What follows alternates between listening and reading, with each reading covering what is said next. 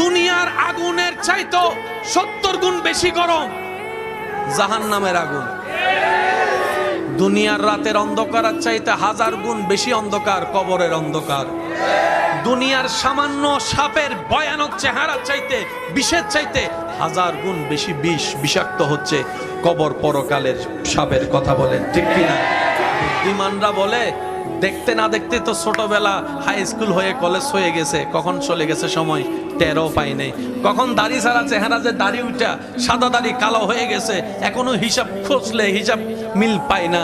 কখন অনেকে এখানে আছে বিয়ে করে ফেলছে কিন্তু নিজের এখনো জামাই মনেও হয় না, এমন অনেকে আছে।